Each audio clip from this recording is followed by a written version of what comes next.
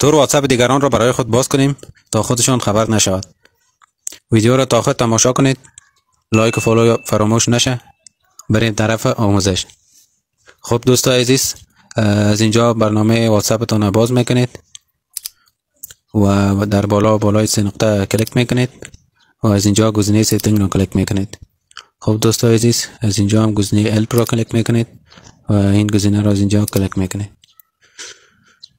خب دوستان عزیز، از اینجا سفر اسکرول داون کرده به پایان میایم و این آپشن را از اینجا کلیک میکنیم و از اینجا بالای سه نقطه کلیک میکنیم و گزینه get start را از اینجا کلیک میکنیم.